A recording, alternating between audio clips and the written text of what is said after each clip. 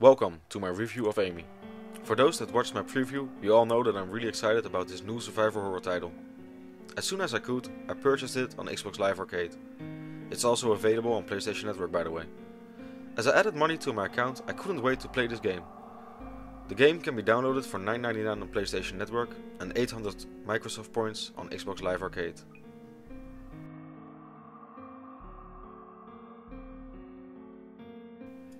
When my download finally finished, I started up the game and started checking out the achievements. There's a total of 200 gamer score you can accumulate, and all the achievements look very easy to get. It shouldn't be a problem to get them all, eventually, because hard mode might be quite tough. The point is though, if you even want to play it twice. Oh, and by the way, the game also has leaderboards. The game starts off with an introduction to the two main characters, Lana and Amy. Lana takes care of Amy throughout the game. Amy doesn't speak, however she does help you throughout the game. As Lana guides and protects Amy, the story unravels. In the introduction, both of them are sitting in a train, while suddenly the train crashes and Lana wakes up to find Amy missing. The game has a lot of promise, however doesn't really live up to all the expectations. To be quite frank, Amy did disappoint. But is it worth a purchase? Well, that's debatable. However, if you're gonna purchase it, you better be a die-hard survival horror fan. Amy has decent looking graphics, especially for a downloadable game. The game puts out a creepy vibe in the beginning. There are some scares here and there, although they don't really mix up the scares, so it gets stale after a while.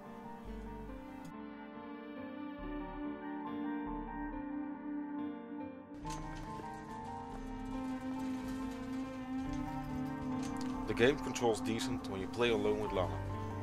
The game is quite slow paced, however, most survival horror games are. The problem with the controls arises when Amy joins Lana. Amy is unresponsive and doesn't really control well. It's a damn shame Amy's development cycle didn't have more quality assurance testing. The voice acting is decent, however, some characters can get quite annoying. One of those characters you meet pretty early on in the game. The sound effects are quite good, but get repetitive over time as well. Although they do bring out the atmosphere in the game. One part that was annoying was this guy you meet in the first chapter. His name is Marcelo. While I met him, he agreed to help me look for Amy. But while I was still in my survival horror mode, he kept shouting really loud in this hallway that echoes. Listen. Have you seen anyone?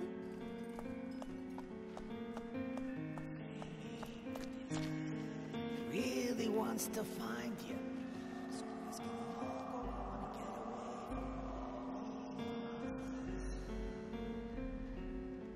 All I could think was, dude, shut the fuck up, there's zombies nearby. If I met him during a zombie apocalypse, I would have killed him my fucking self. But oh well, problems have a way of fixing themselves. In Amy, there are a lot of puzzles, like most classic survival horror games. They are quite repetitive, but I didn't really mind it that much. You have to look for DNA samples to open doors, figure out how to get by enemies without being seen, sort of like how you do in Siren, if you are familiar with that game.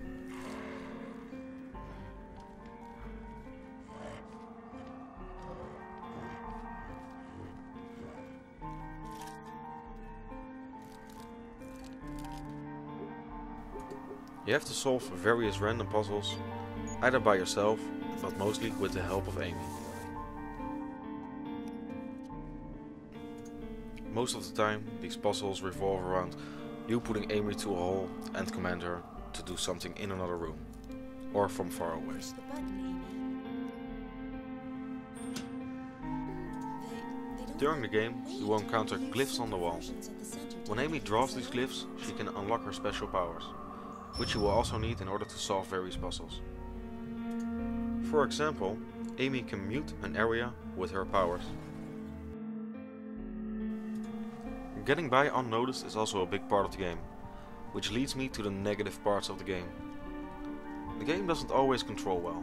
Sometimes Amy doesn't listen, doesn't grab your hand, or just wanders off.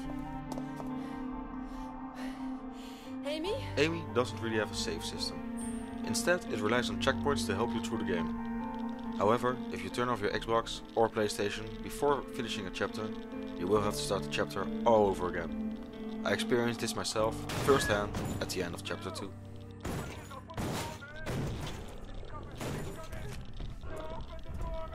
Amy has its fair share of problems, and the critics seem to hate it. While I'll still enjoy it, although I must admit, I expected much more. If you are a survival horror fanatic and already played all the newer games, Amy is still worth the purchase. Just be wary of its problems.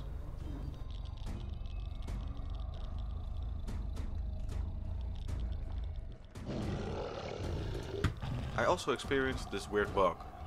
Amy just suddenly ran off and was running around in front of the monster, and nothing happened. Until of course it saw me and killed me, and I had to restart the chapter all over again.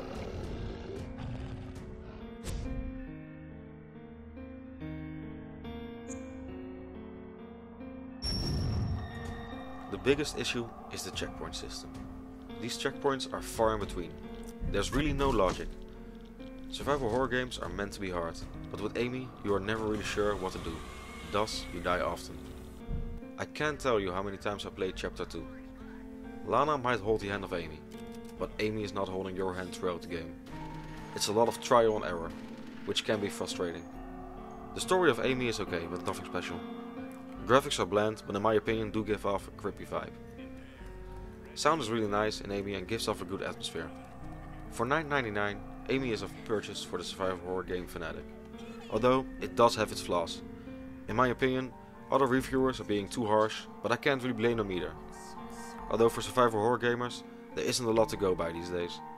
If you are a casual gamer or not really into survival horror, download the trial before purchasing. Thank you. Please like, comment and subscribe. If you enjoy survival horror, you might want to check out my other videos.